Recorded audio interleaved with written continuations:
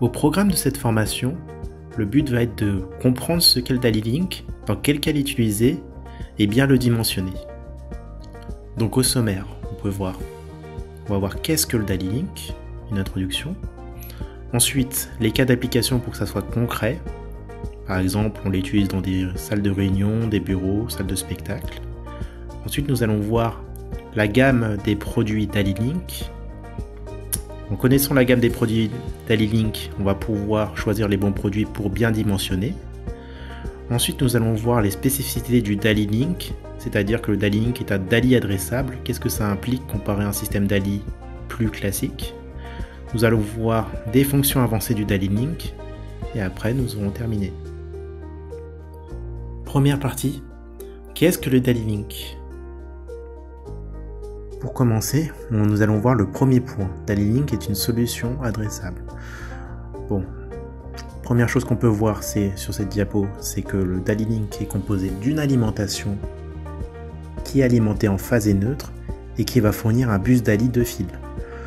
Dans ce bus DALI, on va pouvoir y connecter des participants DALI ou DALI Link, tels que les drivers DALI pour l'éclairage, des détecteurs DALI Link pour l'asservissement de l'éclairage, des modules pour boutons poussoirs ou interrupteurs, des relais pour pouvoir raccorder à des éclairages tout ou rien. Ensuite, pourquoi la solution est adressable? Comme vous pouvez le voir, tous les participants sont connectés sur le même bus DALI et pourtant, par adressage, on va pouvoir distinguer les participants qui sont dans le bureau et les participants qui sont dans le local technique. Donc c'est pour ça que c'est une solution adressable. Notre système DALI Link est basé sur le bus DALI. Pour cela, il a les mêmes caractéristiques. Donc il s'agit de deux fils non polarisés, le bus DALI. Si l'on inverse donc la connexion des deux fils, le système fonctionne toujours. Le système fonctionne sur 16 volts plus ou moins 4 volts, d'accord? Donc c'est de la basse tension. La longueur de câble maximum pour une ligne DALI, c'est-à-dire une ligne DALI Link, elle est de 300 mètres maximum cumulé pour une section de 1,5 mm². La norme DALI nous impose qu'en cas de coupure ou en cas d'absence du bus DALI sur un éclairage, un driver DALI, les éclairages par sécurité passent à 100%. On a la possibilité de mettre en commun les câbles de puissance et le bus DALI. Cette notion est très importante car ça veut dire que on pourra mettre le DALI dans un 5G-A5 à côté de la puissance, contrairement à des systèmes bus classiques type KNX où il faut un câble séparé. Et le dernier point qu'on va voir, c'est que la topologie de câblage, la manière de câbler en tout cas le DALI, ne doit pas avoir de boucle. Par exemple, on peut le câbler en arbre, en étoile, en bus ou en ligne. Notre système DALI Link possède un module Bluetooth. L'utilité de ce module, c'est la communication avec le smartphone car on fait la mise en service par smartphone. Il faut savoir que l'application est disponible sur les marchés d'applications d'Android et de iOS. Pour se connecter sur notre système, il faudra forcément fournir un mot de passe, flasher un flash code soit sur le module bouton poussoir, soit le flash code qui est fourni dans la boîte du module bouton poussoir, être présent à proximité, c'est-à-dire à moins de 20 mètres, et sur le Bluetooth, on peut se connecter qu'une personne à la fois. Voilà. Notre système DALI Link permet d'utiliser des scènes. Donc, qu'est-ce que c'est une scène? C'est un scénario de lumière. Par exemple, vous allez imaginer, vous êtes dans une mairie, dans une salle de conférence. Vous avez 3 boutons poussoirs. Donc vous avez un premier bouton poussoir pour un éclairage léger dans toute la pièce. Donc les éclairages vont s'allumer à 30%. Vous avez un mode projection sur un second bouton poussoir quand vous descendez un écran et faites une projection vidéo. L'éclairage sera allumé plus faiblement côté projection et légèrement plus fort quand vous êtes éloigné au fond de la salle. Et après vous avez un dernier mode, par exemple tout allumé à 100% pour pouvoir en tout cas étudier des documents ou des pour faire des travaux un peu plus précis. Donc pour résumer, DaliLink c'est une solution d'automatisation pour un nombre limité de pièces adressables. On l'a vu avec le cas du bureau et du local technique, mais on aurait pu imaginer un cas où on avait par exemple 3 ou 4 salles de classe côte à côte en DaliLink, pourquoi pas. Le DaliLink est basé sur le bus Dali, donc il en a les propriétés. Par exemple, si on coupe le bus Dali, l'éclairage passe en 5%, ou on peut le mettre dans un 5G5 avec la puissance. Ensuite, programmation et reprogrammation simple par smartphone. On va imaginer qu'on a par exemple 2 bureaux séparés par une cloison. Si un jour on enlève la cloison et on souhaite que ces 2 bureaux se transforment par exemple en salle de réunion, on n'aura pas à recabler. Tout ce qu'on aura à faire, c'est prendre le smartphone et reprogrammer la pièce. Ensuite, Bluetooth, donc programmable par smartphone. Et aussi, c'est très important, création de scène, comme on l'a vu précédemment, mais on aurait pu imaginer aussi, par exemple, un dojo où on allume un bouton pour allumer à 30% de la puissance d'éclairage, un bouton pour allumer à 60% et un bouton pour allumer à 100% en fonction de si on est en mode entretien, entraînement ou compétition, par exemple. Pour mieux situer le contexte du DaliLink, nous allons aborder divers cas d'application. Ici, nous avons une salle d'attente. Donc, dans cette salle d'attente, vous avez différents participants Dali reliés à notre alimentation DaliLink. En faisant un appui court sur le bouton poussoir, on va pouvoir allumer ou éteindre en fonction de l'état précédent de l'éclairage. Et en faisant un appui long, on va pouvoir varier l'ambiance lumineuse. Le cas de la cage d'escalier. Donc dans notre cage d'escalier, nous avons des éclairages Dali qui sont en tout cas pilotés par notre système DaliLink par l'intermédiaire de l'alimentation. Et on a des modules bouton poussoir. En faisant un appui sur un bouton poussoir, on va allumer l'éclairage et cet éclairage sera temporisé. C'est une fonction qui est dans notre bouton poussoir. Et à la fin, dans la 30 secondes avant la fin de la temporisation, il y a un préavis d'extinction. Ici, nous avons plusieurs bureaux. Donc ces bureaux sont asservis par détecteur par notre système DaliLink. Il y a toujours des boutons poussoirs, une alimentation et des éclairages Dali. Quand vous rentrez dans la pièce, vous êtes détecté, l'éclairage s'allume. Si jamais vous estimez qu'il n'y a pas assez de lumière ou trop de lumière, vous faites un appui long sur le bouton poussoir, vous allez pouvoir abaisser le niveau ou élever le niveau et éventuellement sur un appui court éteindre si nécessaire. Si jamais vous quittez la pièce, à la fin de la temporisation du détecteur, l'éclairage s'éteint. Dans la salle de réunion, on a plusieurs détecteurs DaliLink avec bien sûr notre alimentation DaliLink et notre module poussoir et des éclairages Dali. Comme la pièce est grande, on va vouloir faire fonctionner les détecteurs ensemble. Donc on va définir ce qu'on appelle un maître qui va asservir l'éclairage et un esclave qui va juste servir à étendre la zone de détection en envoyant l'information de mouvement. Donc après, les fonctions sont les mêmes que précédemment, c'est-à-dire quand vous êtes détecté, ça s'allume, et quand vous êtes absent, ça s'éteint, avec possibilité de faire des dérogations par bouton poussoir. Donc maintenant, nous allons étudier le cas de la cage d'escalier, avec la lumière guidée, une fonction exclusive à BEG. En quoi ça consiste? Donc vous êtes dans une cage d'escalier. Quand vous êtes détecté, l'éclairage s'allume. En cas d'absence, l'éclairage s'éteint. Mais la spécificité quand vous êtes détecté, c'est que les niveaux adjacents s'allument à niveau de pré-éclairage.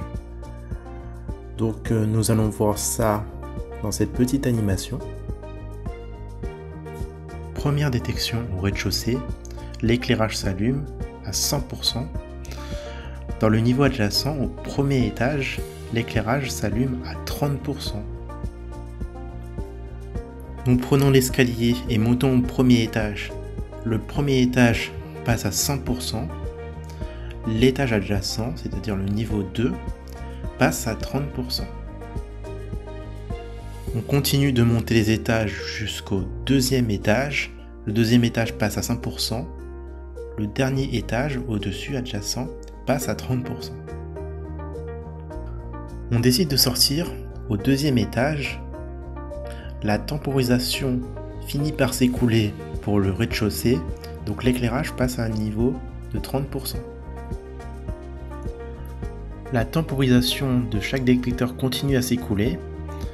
Le niveau 1 passe à 30%, niveau de prééclairage, et les niveaux 0 et 4 s'éteignent car il n'y a plus de présence.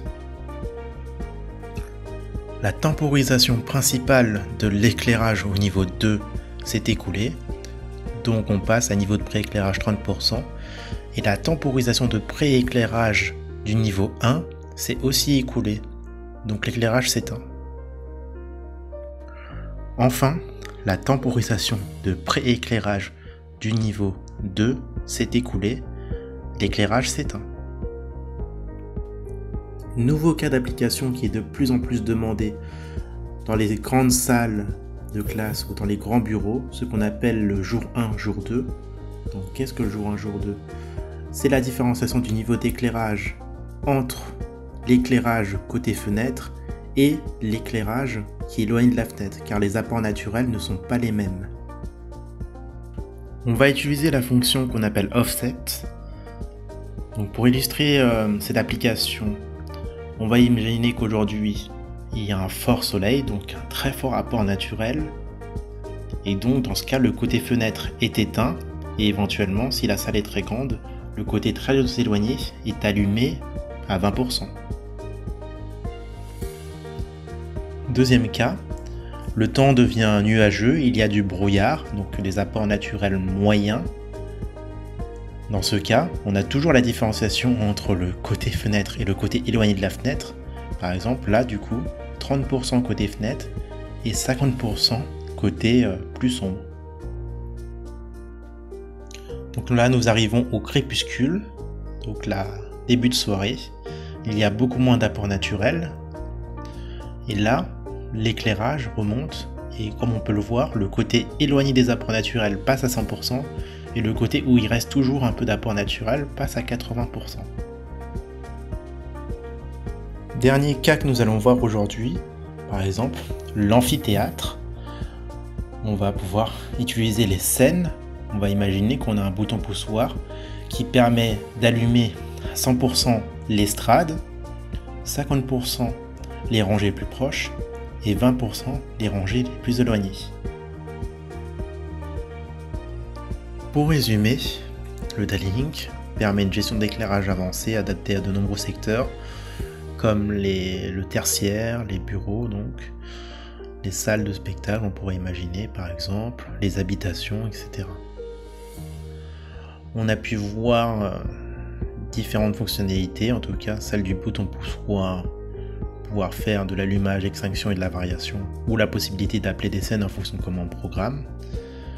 On a pu aussi voir que le détecteur servait à servir d'éclairage, qu'on avait des fonctions avancées telles que l'offset, jour 1, jour 2, ou la lumière guidée pour des cages d'escalier par exemple, ou des couloirs adjacents, pourquoi pas. Et donc là c'est juste une petite présentation des fonctions, mais il y en a d'autres, il y a d'autres applications possibles. Voilà.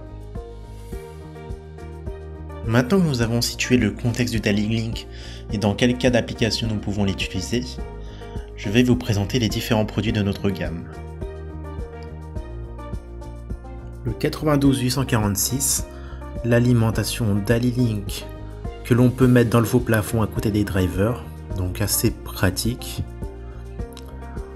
On a la possibilité de câbler deux alimentations en parallèle, mais on verra ça dans les prochaines diapositives sur le dimensionnement.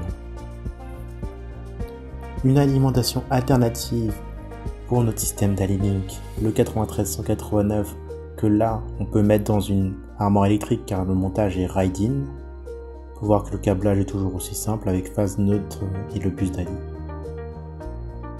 Notre détecteur 93068 PD11 DALI-Link Flat est un détecteur extrêmement plat et assez discret pour faux plafond, à une hauteur de montage de 2,50 m.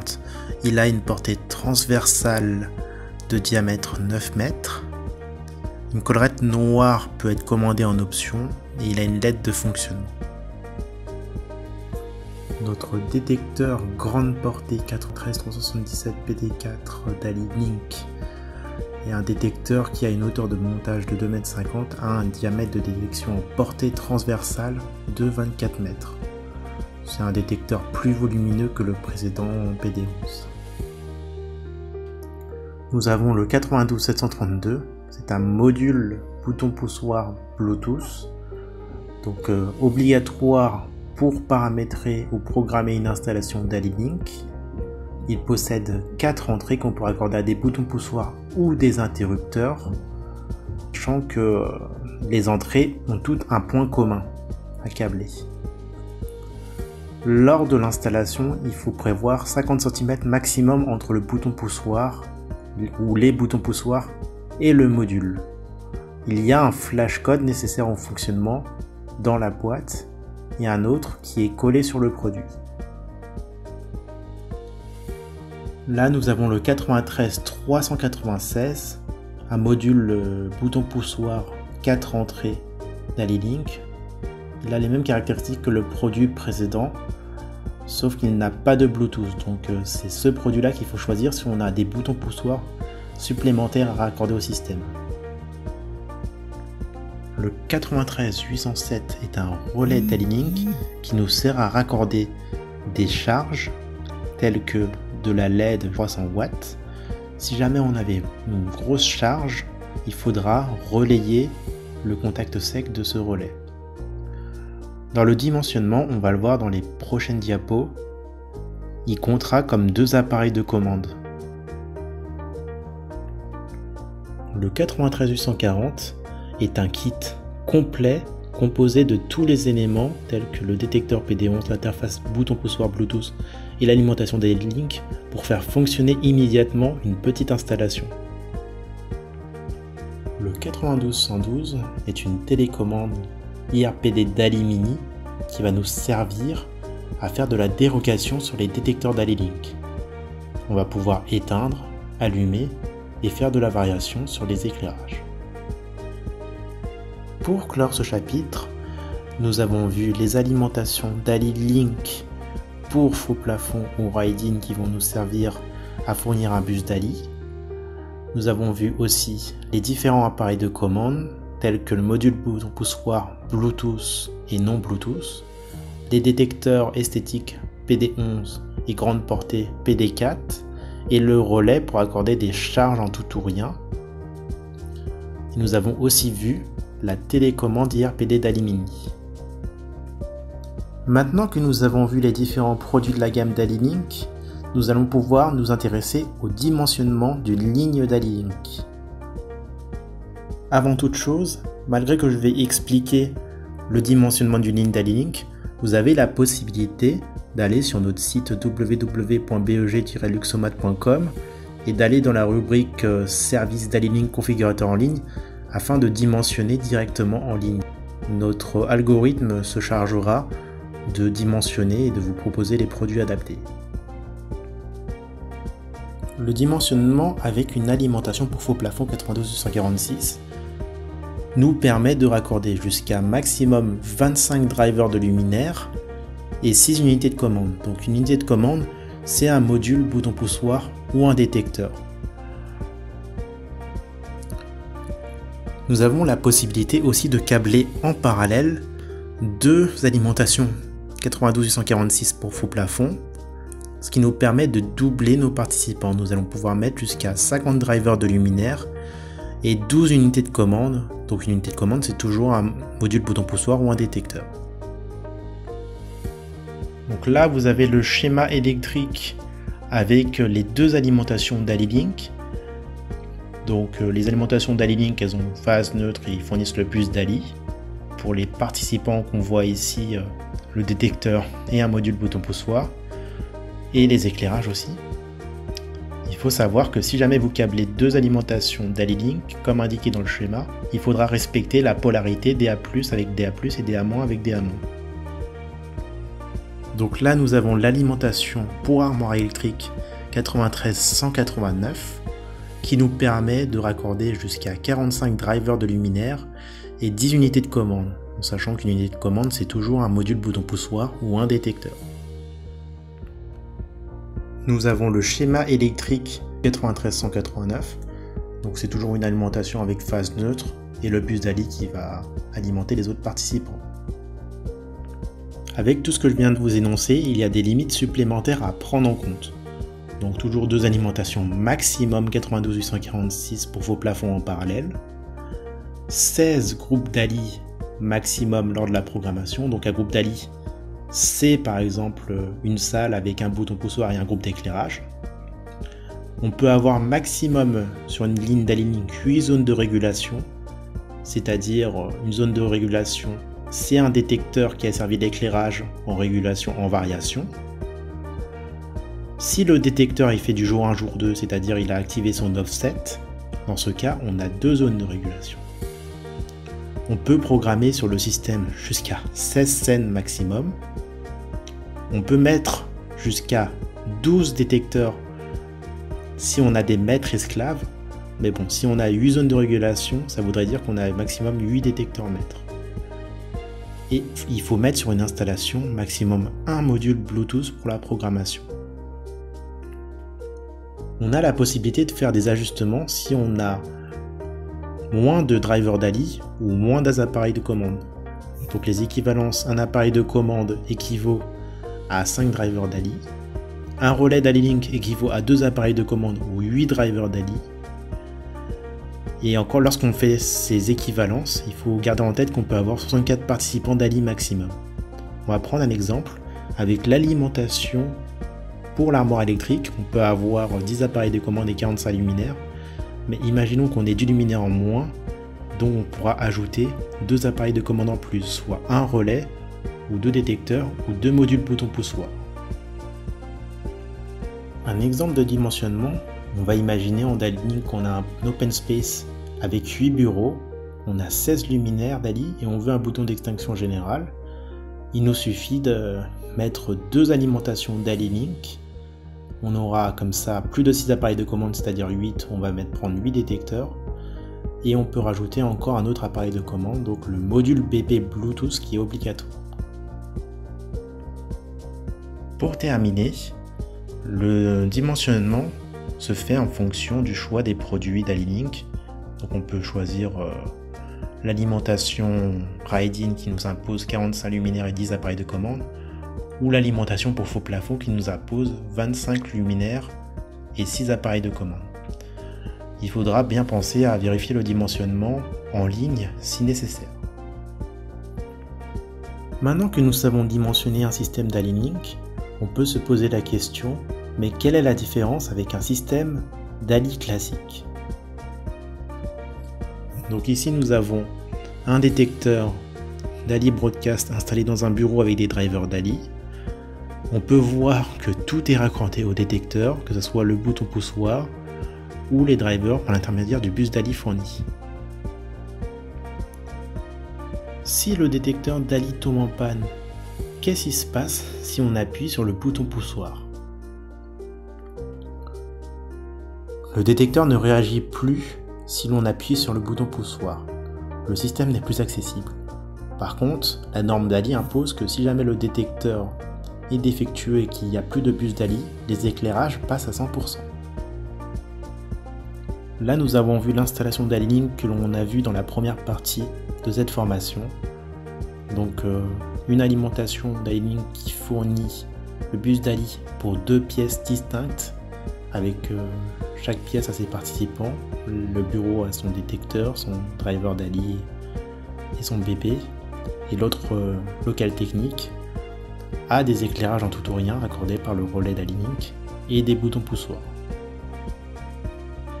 Le détecteur tombe en panne. Que se passe-t-il? On peut toujours actionner l'éclairage par l'intermédiaire du bouton poussoir dans le bureau. De plus, le local technique fonctionne toujours de manière distincte du bureau. Le système n'a pas été impacté par la panne du détecteur dans l'installation.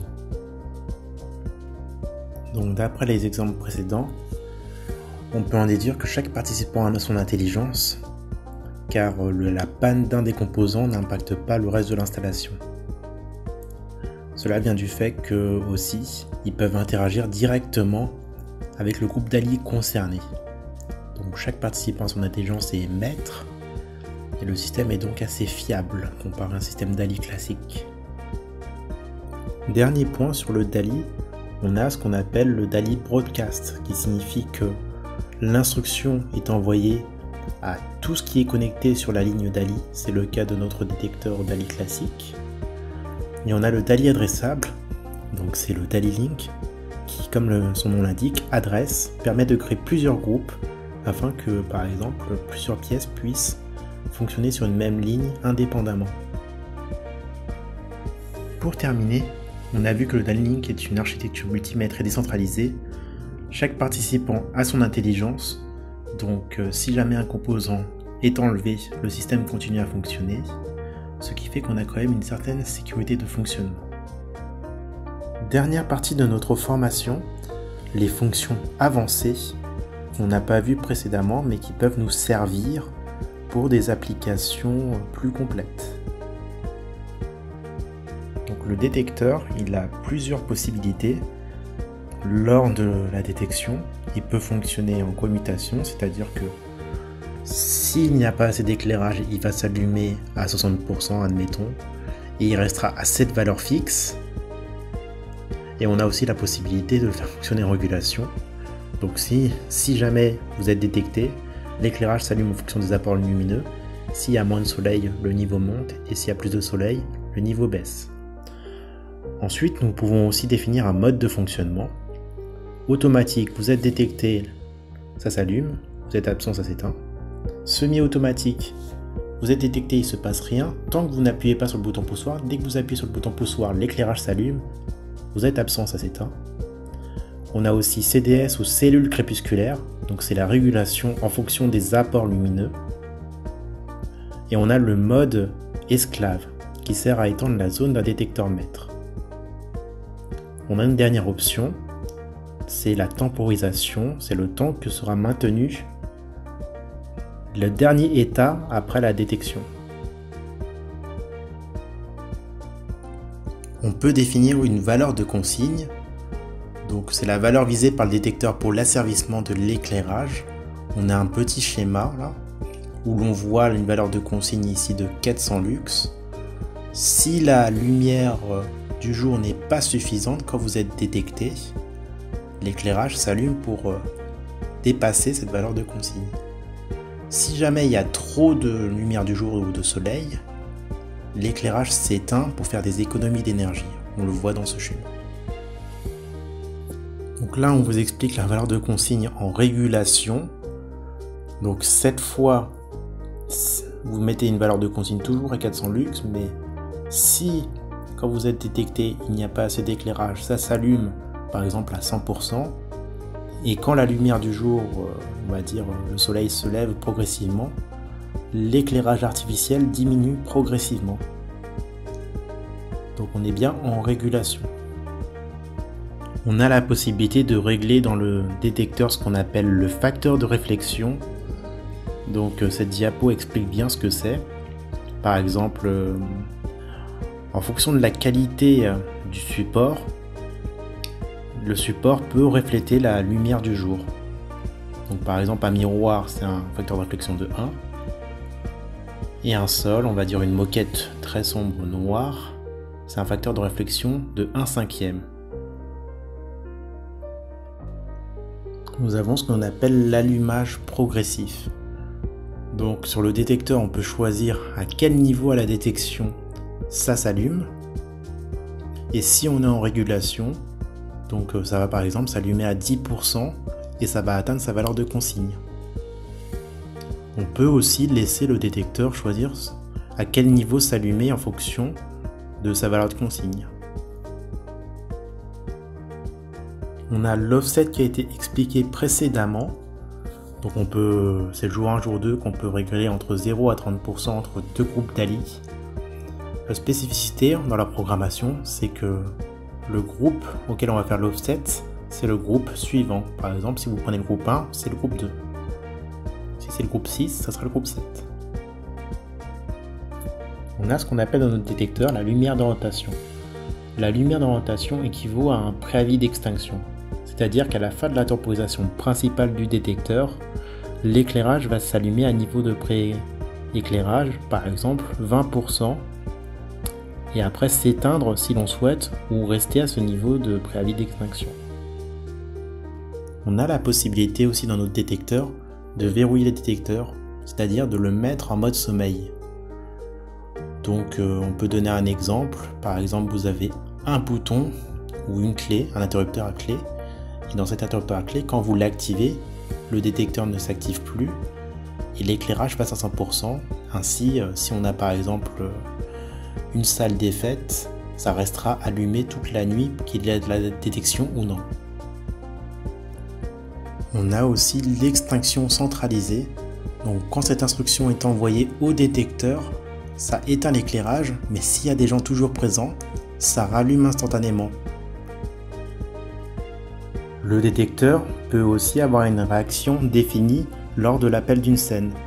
Par exemple, en temps normal, quand on utilise une scène, le détecteur ne régule plus l'éclairage, mais il maintient la scène tant qu'il y a de la présence. Et après, pour des économies d'énergie, il éteint tout. On a la possibilité aussi de, par exemple, si on fait un scénario, que le détecteur soit verrouillé indéfiniment, jusqu'à ce qu'on crée un bouton de déverrouillage ou une scène de déverrouillage. Le bouton poussoir a diverses fonctions.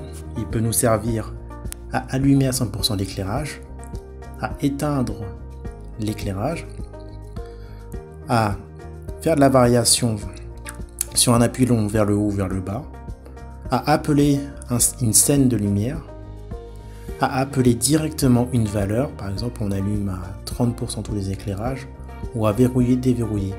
Tout cela se définit lors du paramétrage par smartphone. On a aussi la possibilité qu'on a vu dans les premières diapos, dans la cage d'escalier, d'avoir juste un module bouton poussoir et de temporiser l'éclairage en fonction de l'appui. À la fin de la temporisation, dans les 30 dernières secondes, un préavis d'extinction s'active pour avertir l'utilisateur qu'il doit appuyer sur le bouton. Un peu comme si on avait une minuterie avec des boutons poussoirs. Quelques fonctionnalités des drivers DALI configurables sous DALI Link sont présentées ci-dessous. On peut choisir le comportement de la remise sous tension. Par exemple, si on débranche un détecteur et qu'on le remet sous tension, est-ce qu'il va allumer l'éclairage ou est-ce qu'il va le laisser éteindre? Cette fonctionnalité ne fonctionne pas avec tous les drivers de tous les constructeurs. Par contre, il faut savoir que les scènes sont stockées dans les ballastres. Donc chaque ballast peut stocker jusqu'à 16 scènes et ces scènes peuvent être appelées par bouton poussoir et temporisées par détecteur comme on l'a vu précédemment. Pour résumer, on a pu voir les fonctions avancées qu'on a avec DALI Link, mais il faut savoir que tout n'a pas été présenté ici et qu'il y a régulièrement des mises à jour de notre application qui permet encore de nouvelles fonctions. Nous sommes à la fin de cette formation, donc maintenant vous savez dimensionner et pourquoi on utilise le DALI Link ainsi que ses spécificités. Nous avons aussi un service études qui étudie gratuitement l'implantation des détecteurs sur plan AutoCAD. Donc si ça vous intéresse, que ce soit en DALI Link ou en KNX par exemple, il vous faudra fournir les plans des WG, bien définir le besoin dans le mail que vous allez envoyer, donner la hauteur de montage des détecteurs et le type de pose. Donc dans ce qui va arriver en DALI Link, on a la lentille de couloir 93,73 € à ajouter au détecteur PD4 DALI Link 93-377. Cette lentille va nous permettre de changer la forme de la détection. Donc on aura une détection rectiligne type couloir avec en détection frontale 10 mètres de chaque côté et 20 mètres de chaque côté en détection transversale. On aura aussi le détecteur 93-845 grande hauteur qui aura une hauteur de pose de 5 à 16 mètres avec une lentille spécifique brevetée par BEG.